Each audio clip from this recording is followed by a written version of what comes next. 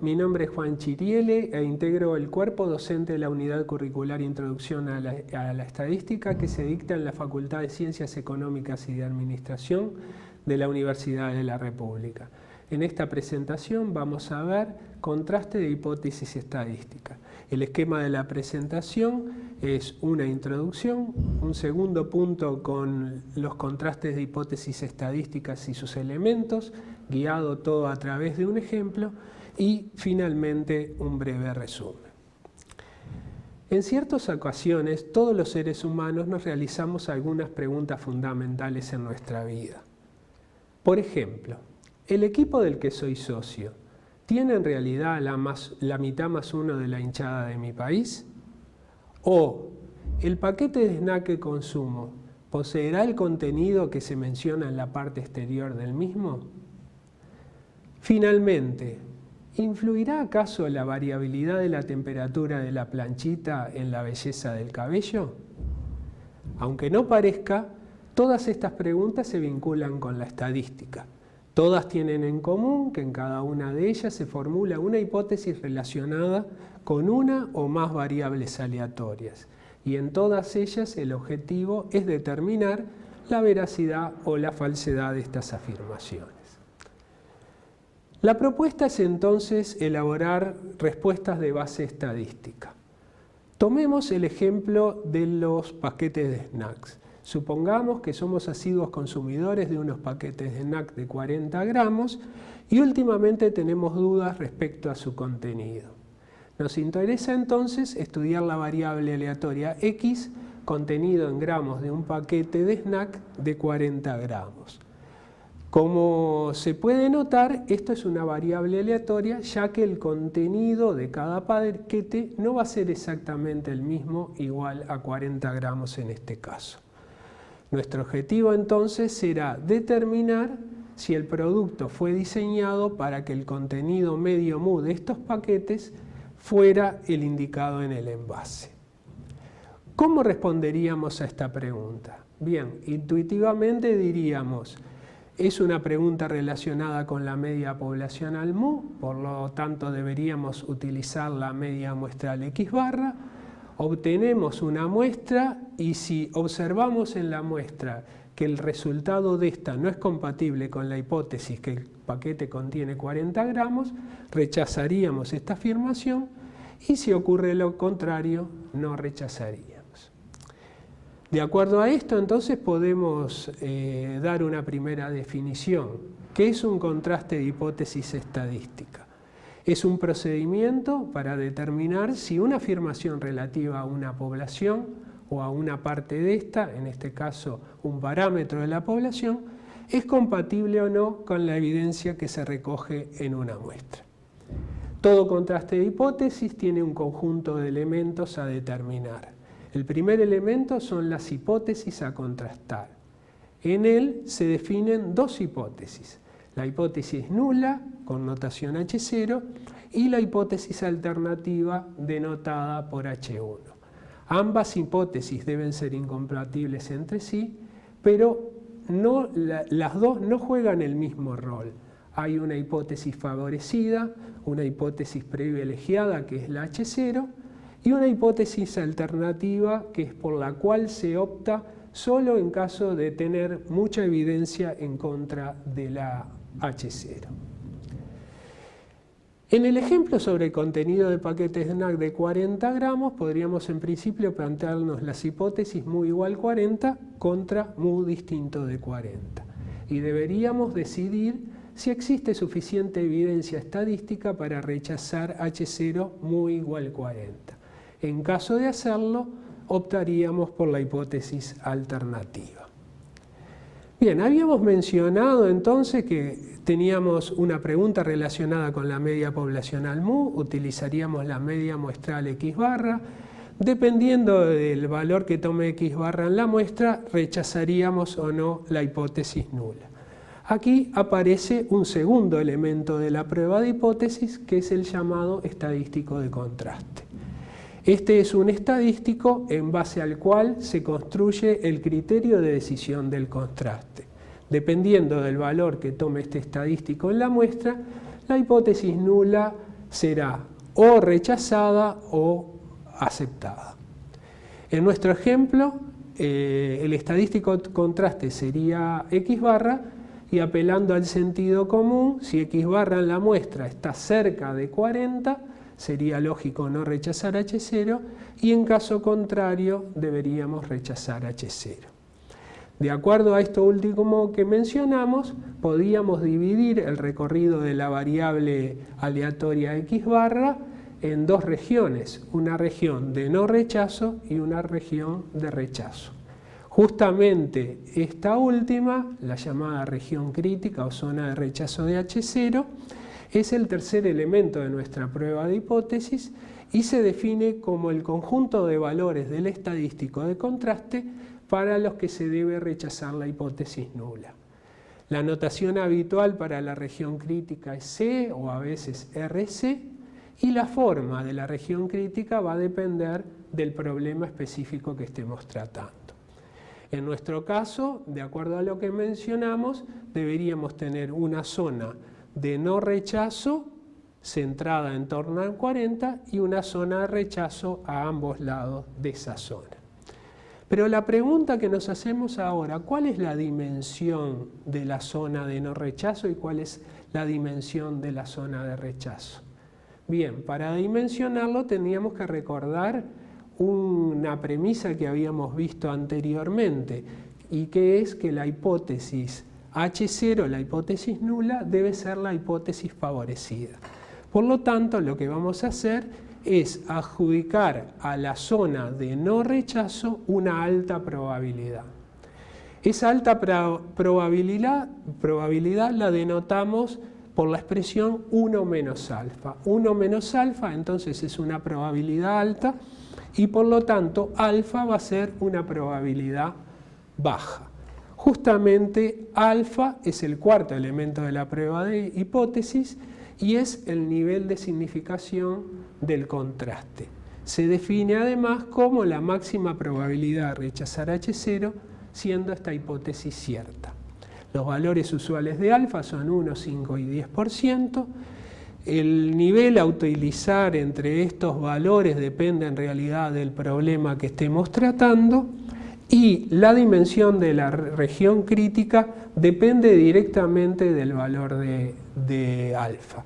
Es decir, para valores mayores de alfa, la dimensión de la región crítica es mayor y viceversa. Menores niveles de alfa hacen que la región crítica sea de dimensión menor y por lo tanto la dimensión de la región de no rechazo será mayor, con lo cual lograríamos proteger más la hipótesis nula. Completemos entonces nuestro ejemplo. Solo a efectos de simplificar los cálculos vamos a suponer que disponemos de una muestra aleatoria de X contenido en gramos de un paquete snack de 40 gramos cuyo tamaño es n igual 100.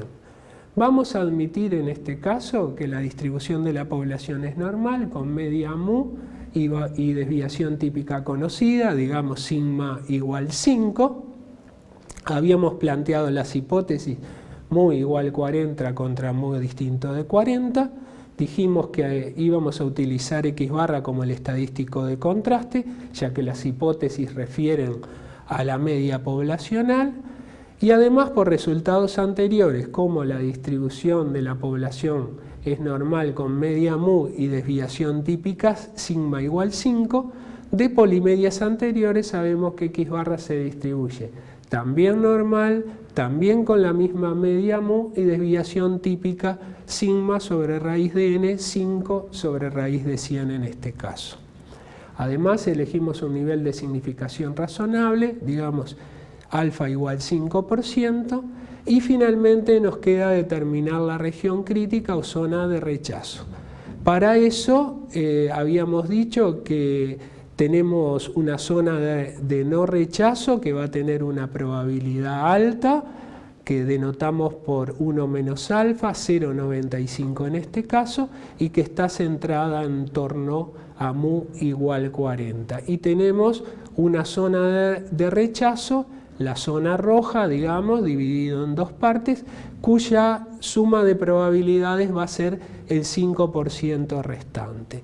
A su vez, por la simetría de la distribución normal y dado que X barra bajo H0 cierta está centrada en torno a 40, los puntos críticos, puntos de separación entre la región de no rechazo y la región de rechazo, las podemos denotar como mu menos k, mu más k, o 40 menos k y 40 más k bajo H0 cierto.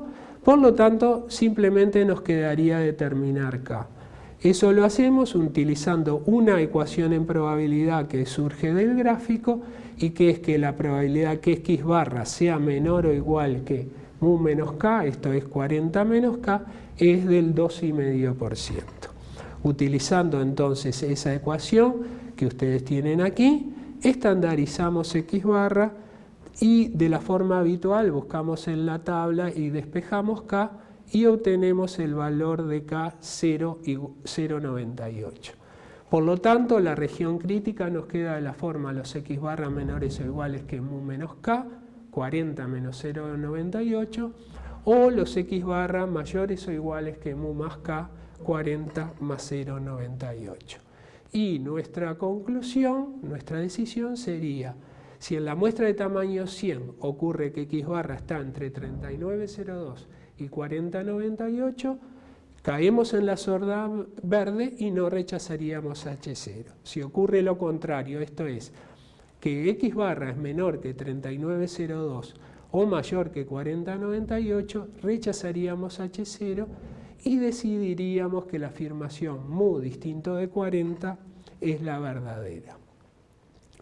Pongo especialmente atención a esta última afirmación. Nosotros dijimos, decidiríamos que esta afirmación es verdadera, porque en realidad nuestra decisión no quiere necesariamente decir que la hipótesis la cual estamos afirmando es verdadera, así lo sea.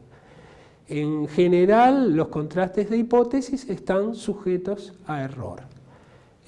No es correcto decir que una hipótesis ha sido comprobada como verdadera solo por no haber sido contradicha o por sí haber sido contradicha.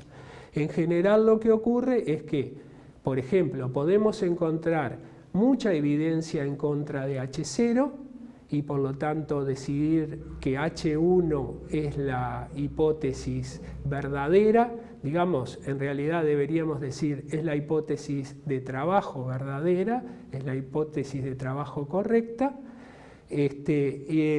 Por eso no podemos decir entonces que eso sea la verdadera, la hipótesis nula sea la verdadera. Lo mismo, si no encontramos mucha evidencia en contra de H0, tampoco podemos decir que la H0 sea verdadera. Simplemente debemos decir que se puede proceder, se puede trabajar como así lo fuera. Un segundo aspecto a tener en cuenta es que el rechazo de H0 es una sentencia fuerte y no rechazar H0 es una sentencia débil. Recordemos que en nuestro paralelismo con el juicio, rechazar H0 es lo mismo que declarar al acusado culpable. Eso es una sentencia fuerte, mientras que declararlo inocente no es una sentencia fuerte porque en realidad inocentes somos muchos. Bien, entonces dijimos que toda decisión en un contraste de hipótesis está sujeto a error. Nosotros, de acuerdo a la realidad, podemos decir que H0 sea cierta o que H0 sea falsa. Esto en realidad nunca lo vamos a saber. Y de acuerdo al resultado del contraste o a la decisión que tomemos, podemos optar por rechazar H0 o por no rechazar H0.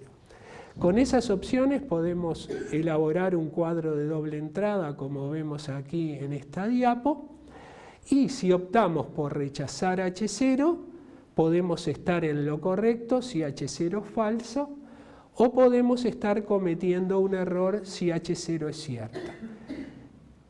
Rechazar H0 cuando H0 es cierto es lo que se llama el error de tipo 1 y es el llamado peor error. ¿Por qué es el llamado peor error? Porque, como mencionamos en nuestro paralelismo con un juicio, rechazar H0 dado H0 cierto sería como declarar al acusado culpable cuando en realidad es inocente. La buena noticia de esto es que el peor error lo tenemos acotado por el nivel alfa de significación, ya que el nivel alfa es la máxima probabilidad de rechazar H0 dado H0 cierto. La otra opción es no rechazar H0. Si no rechazamos H0 y H0 es cierta, estamos también en lo correcto. Y si no rechazamos H0 y H0 es falso, estamos cometiendo el error de tipo 2, que en nuestro paralelismo sería declarar al acusado inocente cuando en realidad es culpable. Este es un error menor tanto para el derecho como para la estadística. La observación final es que no es posible cometer ambos errores en forma simultánea, ya que no podemos rechazar y no rechazar H0 a la vez.